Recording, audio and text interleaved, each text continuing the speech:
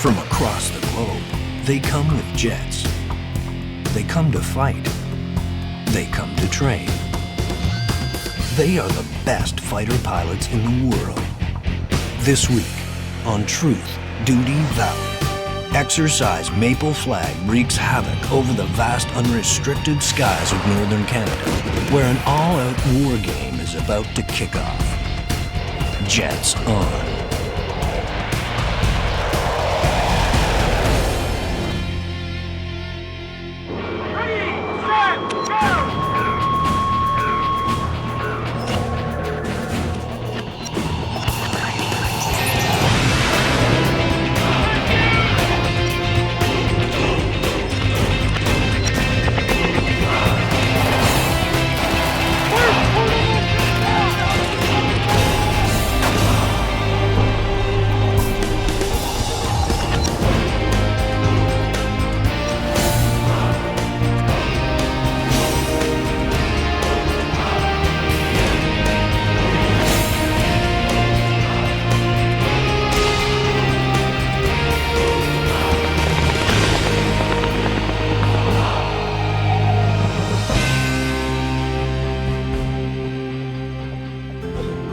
Welcome to Cold Lake, recreational paradise, urban amenities, rural warmth.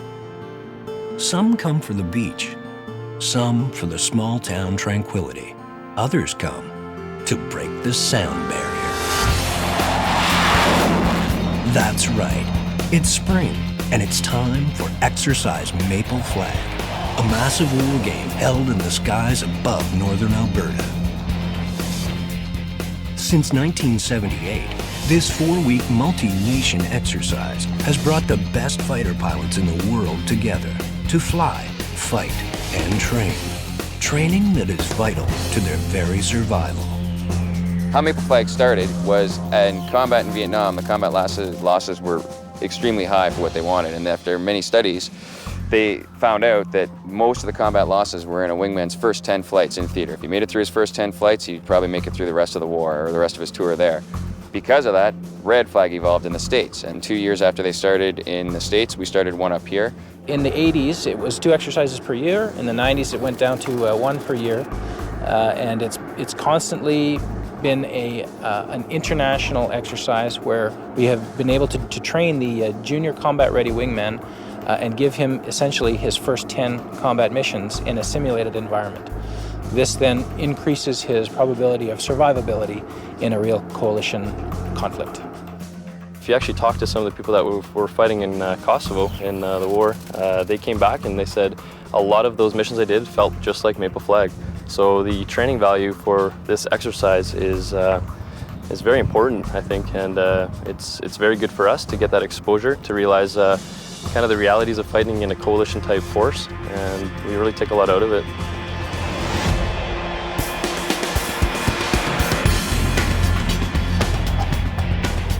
What makes it so real, so valuable to these fighters, is that Maple Flag is held on one of the finest air operations training ranges in the world. The Cold Lake Air Weapons Range covers 1.17 million hectares, has over 640 targets, and is Canada's only tactical bombing range. The unique thing about it is Cold Lake itself is only about 20 to 30 miles away from the range, so access by aircraft is just a matter of minutes by jet aircraft. I think Cold Lake has probably some of the best airspace in the world when it comes to flying fighters. It's completely unrestricted. It spans about the size of Western Europe, actually. So it's a real nice treat for European fighter pilots to come out here and have this flexibility. We have northern Alberta, very large empty space. We have a range where we can fly supersonic down to 100 feet. We have the airspace up as high as any of our aircraft can possibly fly. We have an enormous amount of volume to put mock-up targets that people can actually go ahead and drop inert ordnance on. It's just a fantastic flying area. We have a lot of oil development out on a range, so one thing that we have to offer, which is nice, is real-world target sets. Now, these are obviously targets that we don't drop on, but an oil upgrader or an oil refiner, an oil platform. So now from a pilot standpoint, when we get involved in weaponeering, it's target sets that I might really be paired against in the real world. So hey, I want to go and look and learn how I would attack this thing and do the weaponry behind it and see it for real once. We also have an extensive number of simulated targets out there, airfields, surface-to-air missile sites, tank berms, convoys. We spend a lot of time developing targets that are as real and current as we can make them. Making this war game real is the whole idea. And just like any real conflict, each day brings new developments, new missions, and a multitude of possible wartime scenarios. Captain Paul Emrich, Squish, Senior Mission Monitor, Maple Flag Staff, Cold Lake, Alberta. As Senior Mission Monitor, my role here is essentially scenario development is a huge part of my role. Welcome to Day 1 of Maple Flag, Day 2 of the conflict. In the scenario development, it starts out with a conflict, and essentially, simplistically, bad guys in the west, good guys are in the east. NATO resolutions are drafted, eventually skirmishes start to happen, air power is brought in, and this is when sort of it becomes a coalition effort. So initially it'll be just minor strikes across the political border, if you will, into the west to just kind of show that the coalition means business.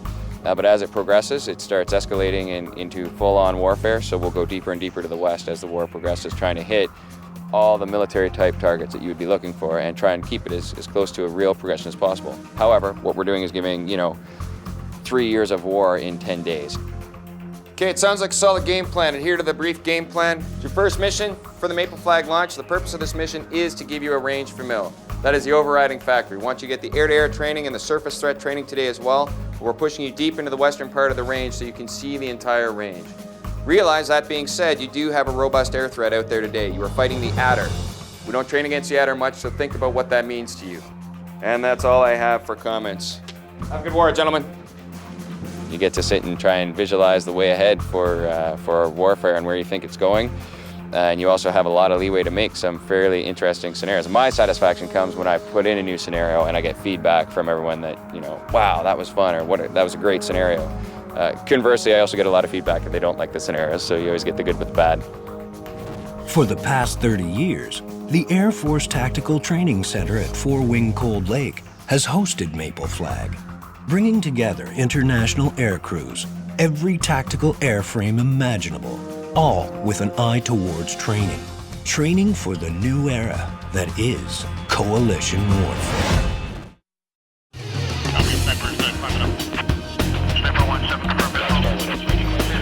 Mostly our exercise is geared towards one of two types, either a fairly new wingman to give him that experience, those first 10 missions that we're talking about. It's also an opportunity for a very experienced fighter pilot to upgrade to a mass attack leader, a package commander type scenario, to learn how to manage and plan efficiently 60 or 70 aircraft. So who comes? Various nations. It's an unclassified exercise, and that's one of the luxuries we have, is that we can have, for example, this phase we have Singapore, Germany, France, the Netherlands, Canadians, Americans, Brits, so and it varies from period to period, but that's who's playing this time around. I remember my first flag. It was just an awestruck experience. Airplanes that you've never seen before, and now you're going to go fly with. And taxiing out and then seeing on the other runway the bad guys taking off that you're going to go fight, and there's that little, I don't want to be the guy shot down, and everybody sees you were the one. Being a junior wingman at your first Maple Flag is a major stepping stone in a young fighter pilot's career. In my career, basically, this is the first step on being able to go to war. Everything I've done fighter-wise up till now has been just a tool in my pocket. Doing an exercise like Maple Flag is really my first exposure to see how we're going to fit in the overall picture.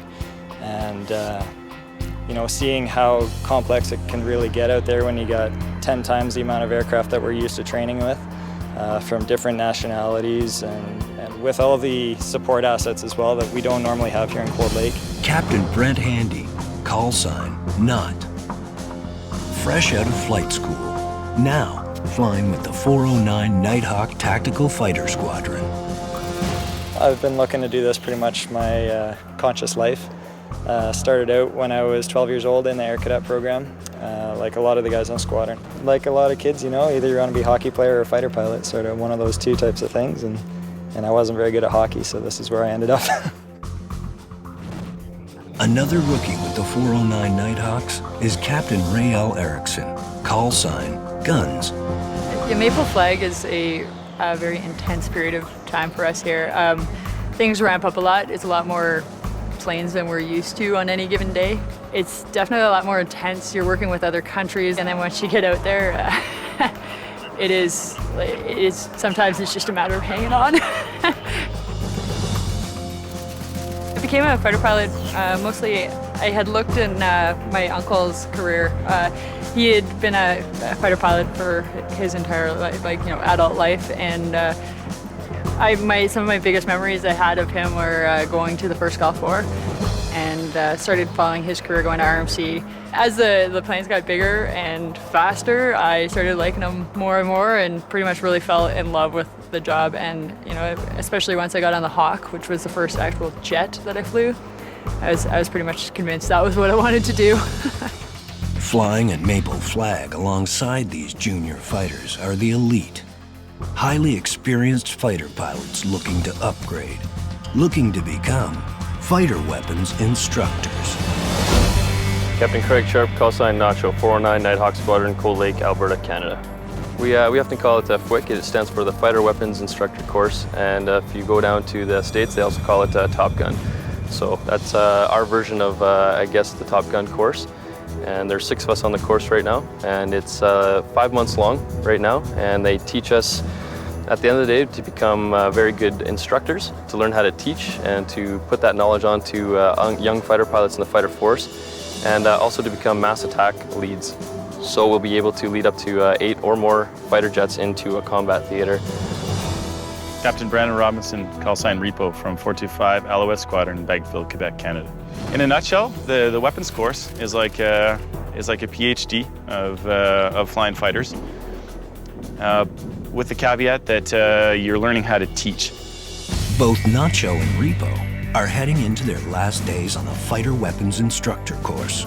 Final exams at Maple Flag involve leading an entire package of 60 jets into combat. Single hardest course I've done in my life, and it was also the single most rewarding course I've ever done in my life. So it was, the opportunity to do, just to take yourself to that level of tactics is extremely satisfying at the end, but it was also, nothing on that course is free. You had to work for every bit of it. The toughest part is, I guess, dealing with the long days. We put in, with the fighter weapons course, we're putting in 13, sometimes 15-hour days. I think it's worth it. I think it gets you in that combat mindset. You're not going to always have that rest, and you have to be able to perform to your peak ability, even under a lot of stress and with lack of sleep. They are the best of the best. They have risen to the top of the squadron. They have been outstanding performers. Just to be considered for the course, you have to have shown that you put in the extra effort. We had an aircraft in our family when I was young, and I did a lot of flying. I was really fortunate that way. So flying was already kind of in the blood, and my grandfather was a pilot in World War II, a bomber pilot. So no kidding, at the end of high school, I was kind of trying to figure out what I wanted to do, become an engineer or something, And so what I ended up choosing, actually, is, trying to try the military thing out and actually seeing if I could actually fly one of those F-18s. So, Nacho, where do I begin? Well, actually, we signed up together in Toronto in 1997, and no kidding, we went through military college together and all our flight training right through, actually, on the same F-18 course. And right through until now on the fighter weapons course. So, and actually we'll do our last trip together on the fighter weapons course on Tuesday. Just from a young age, I was about probably 10 years old, and went to an air show in Vanderhoof near my hometown of Prince George. And that's when I saw my first F-18, and from that point on, I thought that's what I had to do. I actually don't know what it was about flying fighters. I think it's just something that struck me, and I had to do it. I just had to do it, and it drove me. So I was lucky to find a dream at that age, and it kept me on the right track, and I really am living the dream right now.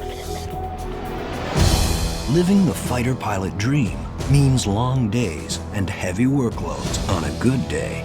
On a Maple Flag day, war is on, and sleep is not part of the mission plan. A typical day at Maple Flag begins long before the 6:30 a.m. mass brief and ends well after the 5:30 p.m. debrief. In between, 2 daily missions play out over 10 days. Each day intensifies as the war escalates. It is meant to be intense. It is meant to be a very busy day. It's meant to be a heavy workload to keep that combat simulation. We can't put them under true combat stress, but we can keep busy days where you have to work hard, you have to work under stress so that you learn how other countries handle stress. During mission planning, they're busy. They're working, they're running, gathering information, changing plans. It's a constantly evolving planning process. And the guys doing that planning are running around with their hair on fire, barely having time to grab a cup of coffee. The briefings, they're very thorough, very in-depth, and that's where the guy kind of sits back and he's got to absorb all that planning and concentrate. And then he's got about an hour break there where they stop, get dressed, get ready to go, and then you're getting ready to go flying, and you have that time to think as you're getting airplanes started and really think about, hey, I'm going to take off here. Maybe my first mission ever that there might be 60 or 70 aircraft airborne in. And I think that really starts to get the blood flowing. And then as you start to see the other formations that taxi across in front of you and you realize that you're part of something this big, it's almost wartime. Not quite, but it's close. Your heart's pumping. You get to your target, and the first time, you're like, I can't screw this up. I got to find my lead off target. I got to get my bombs on target. And it can be pretty intense for a brand new guy when all that excitement's going on. Basically, as a junior wingy, they're not expecting a whole heck of a lot. They're expecting me to stay visual and put my bombs on target. I can definitely notice a trend, being more comfortable, and my capacity is going up day to day. So it's kind of neat to see from my perspective that in a 2-week period you can actually make that kind of improvement. You come down, land, and you think, okay, it's over, but it's not. Now it's the debrief. So you're into your debrief, reviewing your tapes. There's not really enough time to do everything. So you're trying to find out when you shot who, where you dropped your bombs, were they a hit, were they not, get all that information to your lead so you can all go to your debrief and run through everything. And that whole process is about a 12-hour process almost. And what a use of adrenaline while you're flying. When you're done, you are wiped. You've had a long, long working day with a lot of adrenaline through your body, and it is tiring. And by Friday, you're glad it's the weekend. The good thing is when you have the good trips, like, it feels awesome, and I guess you start to discover what you are. It tests your limits every day, that's for sure. A lot of us, you have to be confident because, you are humbled on a daily basis. Being a fighter pilot is in their blood, rookie and expert alike. What they love about it may differ, but none would trade it for the world. I don't really think there's any other way to say it, but it was in my blood. As long as I can remember, ever since I was 4 years old, it's all I wanted to do. And I do remember the distinct moment. My father took me to an air show, and I remember seeing a fighter jet doing a display, and I told my dad, that's what I'm going to do. And he humored me, and a couple years later, it never changed. Like, well, what about policeman or fireman or anything else? It never wavered. It never changed. It's all I wanted to be. And I consider myself very lucky to be standing here having had it work out, because I really didn't have much else in the way of backup plans. But it was just always there for me. I had a very strong calling. You'll find, I think, talking to most fighter pilots, a lot of them will say the same thing. It's almost a calling. The thrill of it's a continuously changing environment. There's continuous challenges. You work and fly with some of the best and most dedicated people you'll find anywhere in the world, in my opinion. And that just makes it an exciting job. It's hard to even call it a job. I can't believe they actually pay me to do this. And it really is a continuous thrill every day. But every once in a while you get a mission where there's like 5 or 10 minutes that you've got to just sit back and relax as you're transiting home or transiting out to the airspace, and you look out the window and the airplane's got a leading edge extension. You look over and you lean over the Lex and you go, wow, I'm getting paid to do this, right? Who is the luckiest guy in the world? I wish you could get a chance to feel that feeling more often, but no, it's pretty exciting, pretty awesome job. It's the single greatest job in the universe. You're flying one of these, it's a lot of hard work, it's a lot of constant, you are studying, you are definitely not, you have to work for the fun that you get, but the payoff gets every time you take that in the air, and you're flying the fastest machine in the nation, you have a great view from the office, you get to blow stuff up. To me, it's everything I ever thought it would be. At Maple Flag, flying a jet for the friendly forces known as Blue Air is what it's all about for these pilots. But in this war game, not everyone is friendly. The enemy forces have also come to play. Elite professional aggressors. They are Red Air.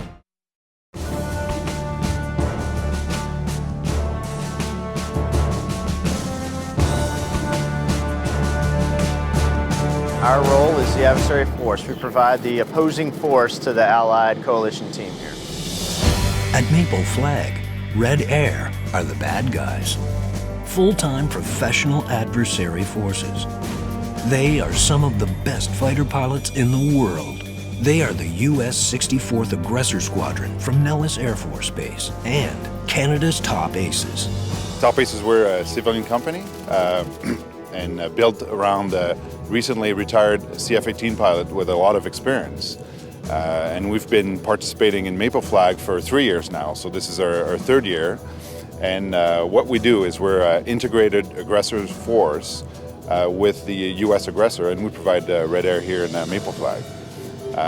So we fly the Alpha jets to replicate, certain types of aggressor aircraft, and tactics to provide training to the Canadian CF-18s that are here, and also all the other NATO forces.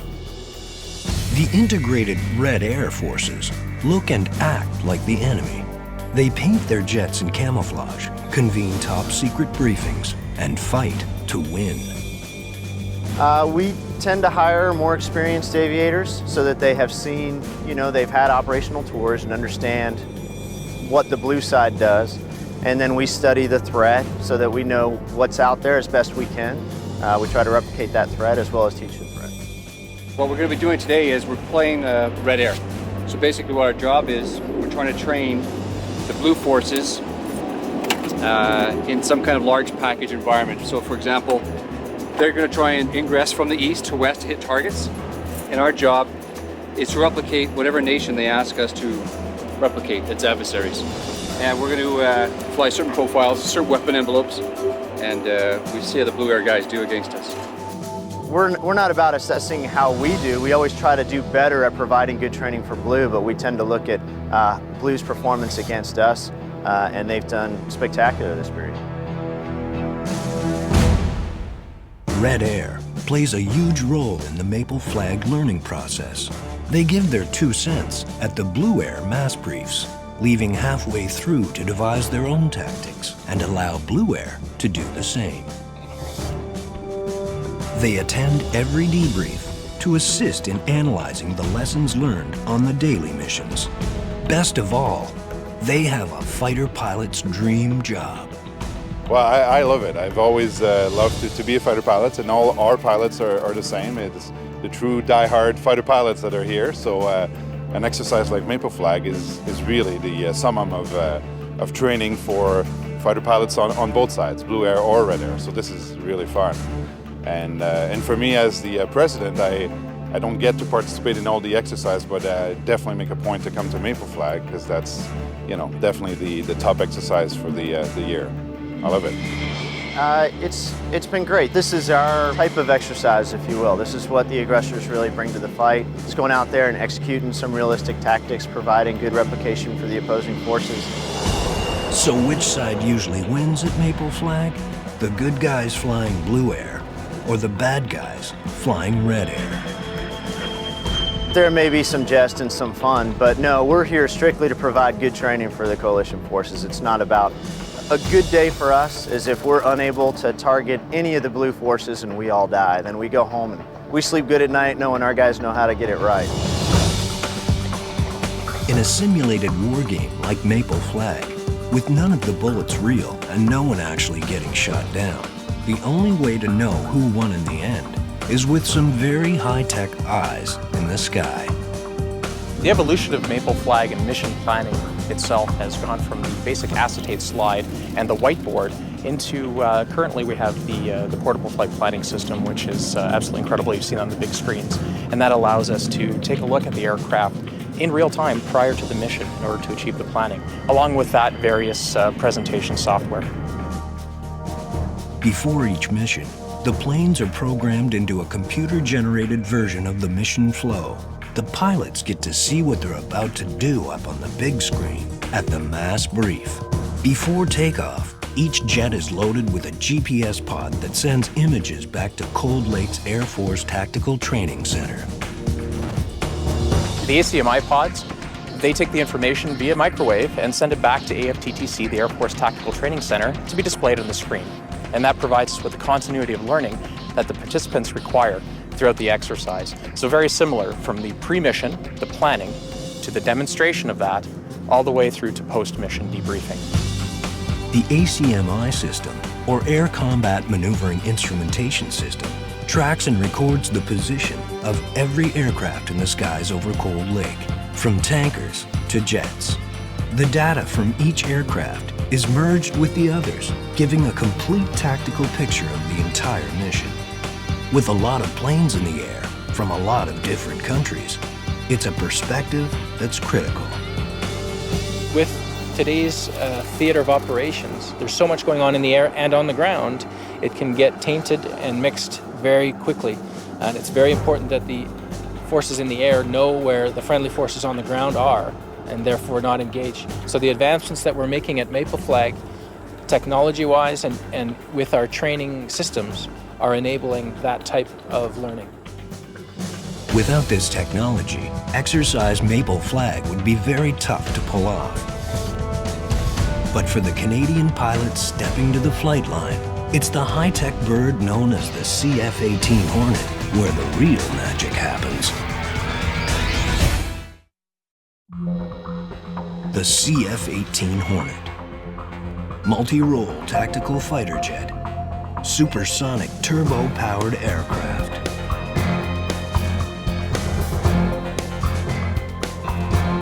When it fires up,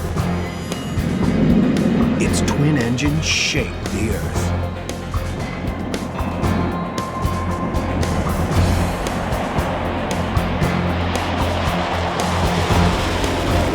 Okay, so basically what I'm going to do right now is take you through a general walk around of the CF-18 Hornet. So what we got right here is the horizontal stabilator. This whole surface actually moves with a hydraulic unit that produces 3,000 pounds of force. So a lot of force, and it provides a lot of stability for the aircraft and a lot of controllability and maneuverability. Coming around here, we got underneath here, we got a big tail hook that'll actually be deployable for emergency scenarios and catch an actual cable. So the airplanes like this that fly off the carriers actually use that to land on the decks and catch the cable. This thing right here is just a light actually for night formation flying. So we use that to stay in formation when you can't see the rest of the aircraft. It's actually quite unique in that manner. These are the flaps, and you can see they're 45 degrees down right now. These also move to control the aircraft and roll. The wing will actually has a capability to fold up for aircraft carrier operations. So these will snap up and the whole wing has the capability to fold, and it really reduces the footprint on a carrier deck. And it's handy for parking them in the hangar too, because we got a lot of jets these days.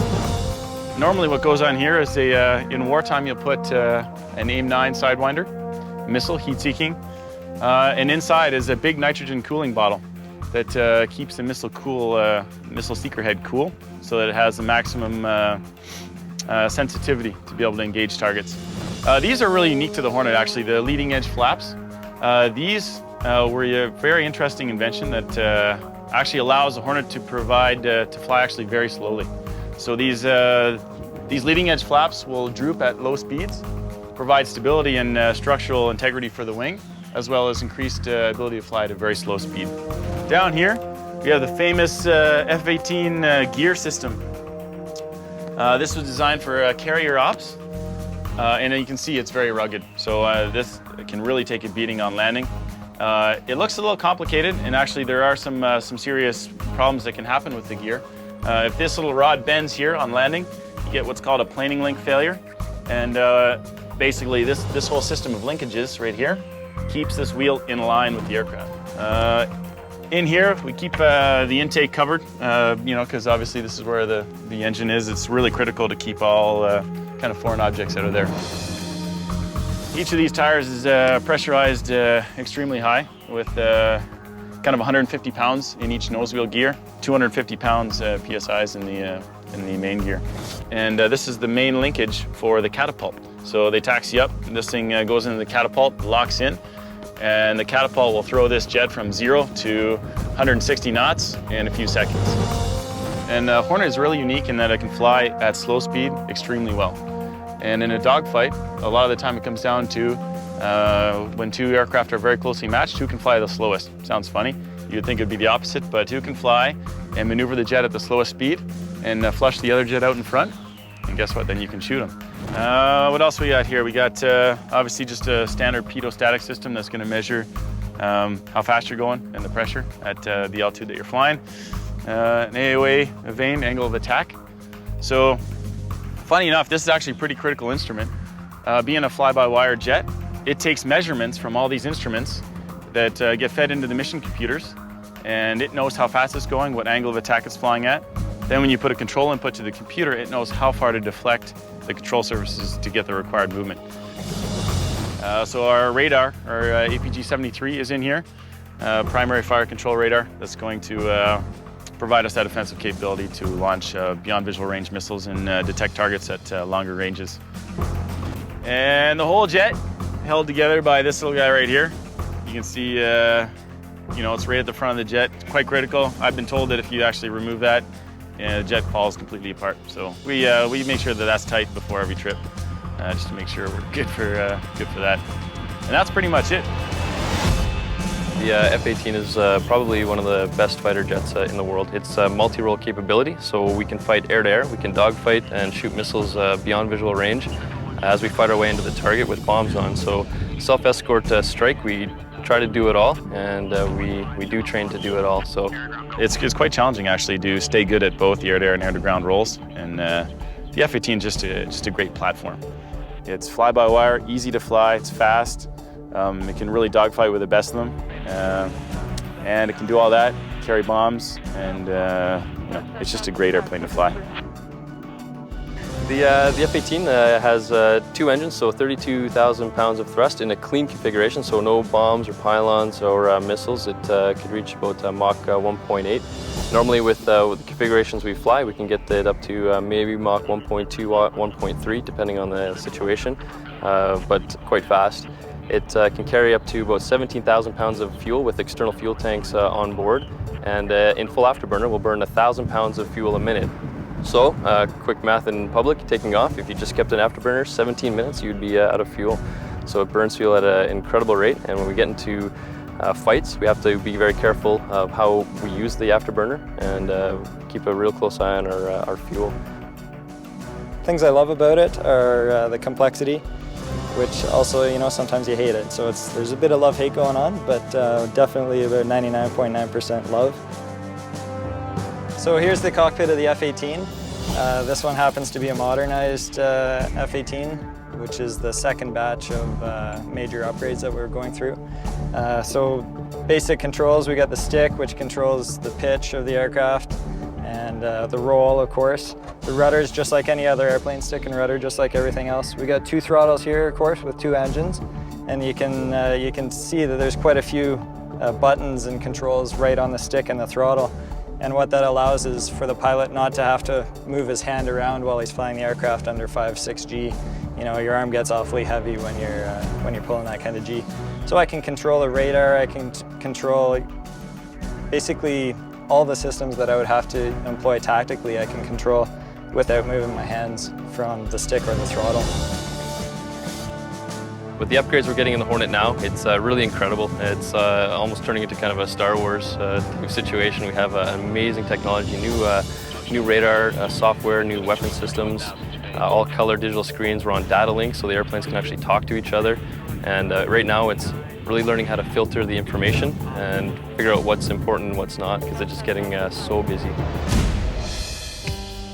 It's really hard to explain how incredible it is to fly this, and honestly at the time when you're flying the missions you're so focused and so busy you don't really have time to think about it, but there are those moments when you actually just look around and you see the big V-tail behind you and your missiles on the rail, and it's an incredible feeling, and you have all this power and this maneuverability right at your fingertips. It's like having the best roller coaster ride that you control, and it's an unbelievable sense of freedom and excitement, and it's like that every single mission. That jet is incredible to fly, and I mean, like I said, it's for me every single time I get in that thing, it's always a different experience. So I love that. You know, there's absolutely nothing I can possibly compare it to. I have no idea, you know, what to do other than the fact that, you know, it's all of the biggest challenges I've had, like, you know, combined in a 3D sort of momentum. The only thing I've ever come close to trying to explain to somebody what it's like doing everything that we're doing is, like, imagine yourself hurling down the, you know, highway at twice the speed in the opposite lane of traffic, talking on a cell phone, eating a donut, drinking a coffee, trying to change the CD player, fiddle with your GPS, you know, and you know, reach for something else, and then take that and multiply it by 10, and you'll get there. It is responsive and challenging and agile and sexy and the most satisfying thing you will do. It takes every ounce of your ability to fly the jet well, to fly it well, especially in an arena like this, and to do that. But there is no greater satisfaction than when you have that perfect mesh of, you know, man and machine together, and it feels literally, although a bit cliche to say it, like you're strapping it on, like it becomes a part of you. And when you're up flying and working 100% focused, there is no separation. You're just one, you know, element together, and there's no greater feeling in the world. And the best way I can describe it is that when you're not flying, you walk around feeling half dead until you get back in the air, and then you feel complete again.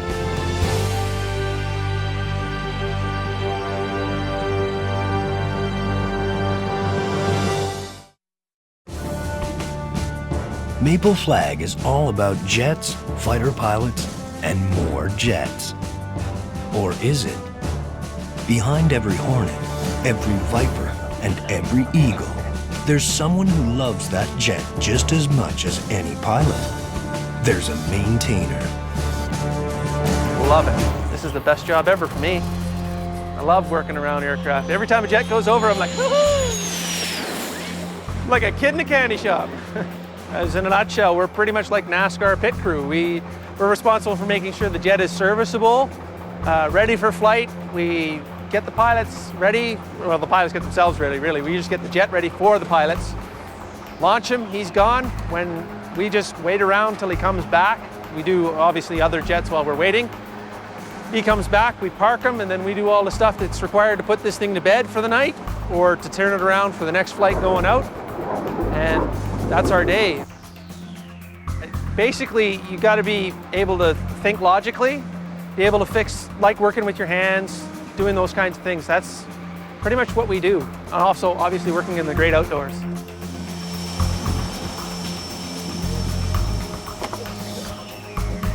It's just like the 1960s gas gauge. It spins around, and when it stops, fuel's not flowing anymore. I'm Corporal Jared Arndt. I'm going to do an A check, which is an after-flight check on the F-18. Start up here in the cockpit right after the pilot's done and everything's shut down. What we do is we make all the cables, or all the harnesses for him, as wide as possible so that it makes it as easy as possible for him to get in and out of the aircraft. You then check all your switches on the inside, both the left and the right. Make sure everything is in its off or normal positions so that the next pilot gets in, he doesn't have things on that he doesn't want on.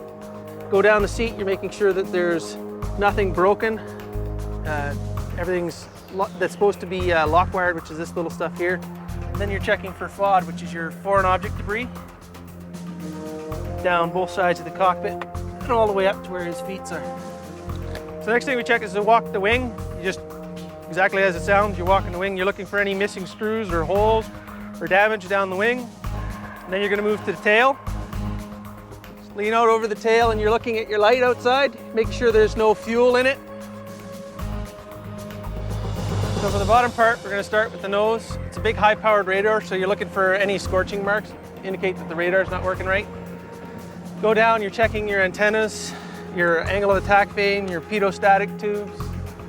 Get to your nose landing gear, you're checking your switches, everything that says the down and locked. Then you get to your main landing gear. You're checking for, again, your switches that say it's down and locked. Making sure that all the spacings are right, that you don't have anything rubbing that's not supposed to be rubbing. That everything is straight, nothing got bent on the landing if you hit too hard. Check, make sure there's no fuel leaking. Just a nice sniff. Fuel has a very distinctive smell.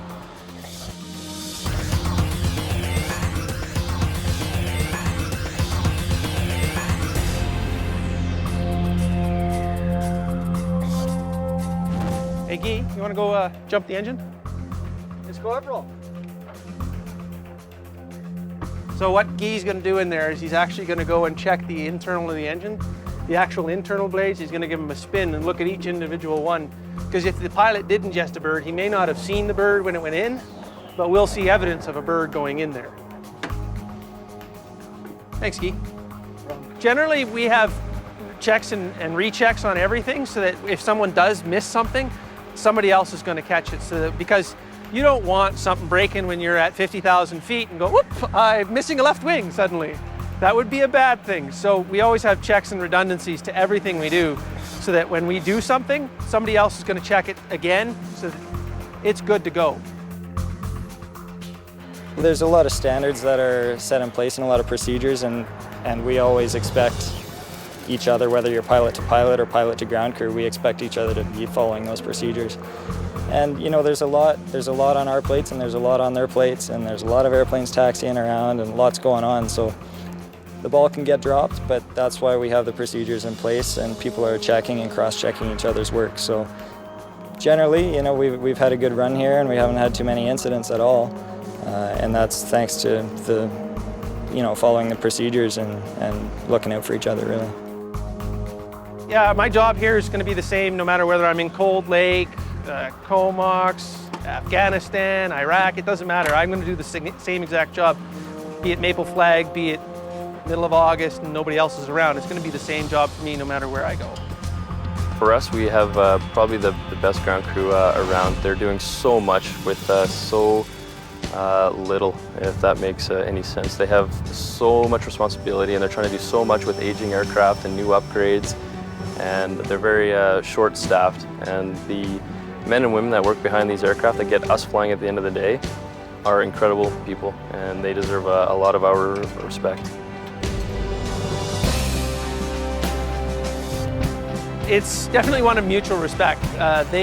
We know that they're going up, they're risking their lives. They really are the guy who's going to get shot at, because it's not going to be me in a flight line thousands of miles from where the actual action is.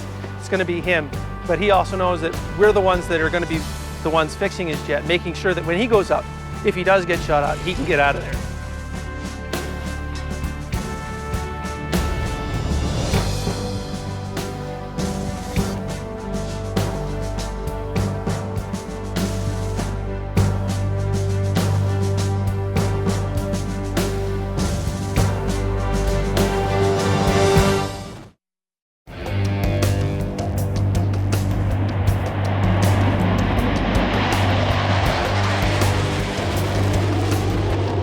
With 60 to 100 jets in the air at one time, there's both risk and reward for the flyers who play the game called Maple Flag.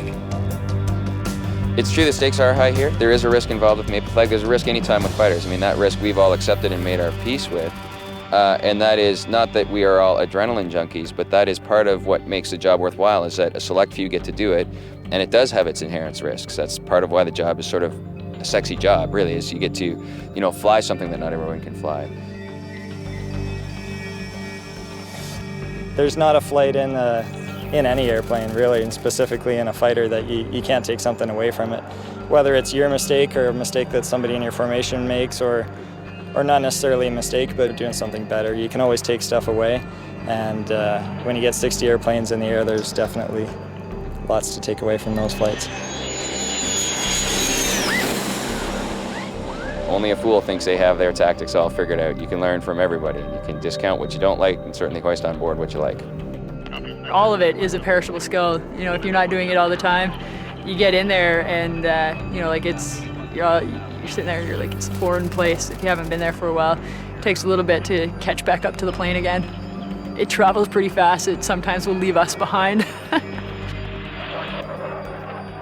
As a training exercise, it's absolutely critical that you know, that we continue Maple Flag and continue the training, such that, you know, all the new wingmen and all the fighter pilots that are going to go eventually to war have that experience and get through those missions. And it's good to see everybody pull in the same direction, trying to get the airplanes in the air and get the bombs on target. The future is about making Maple Flag viable for the participants. They need to be able to operate in a coalition environment that exists today or tomorrow, and we need to enable that training here at Maple Flag. Next time on Truth, Duty, Valor. Maple Flag continues as our two rookies get some unexpected surprises and our fighter weapons instructor candidates find out if they've made the grade. First thing we're going to do is we're going to flag out the pilot. We're going to tell him, I'm going to want you right here. Next thing we're going to do is we're going to guide him on the spot. We do that with big arm singles. This means I want him to go this way. This means I want him to go the other way. Next thing you do is you get close to the spot. You're gonna get him on, tell him how close he is, and when he gets there, get him to put his brakes on, chocks in.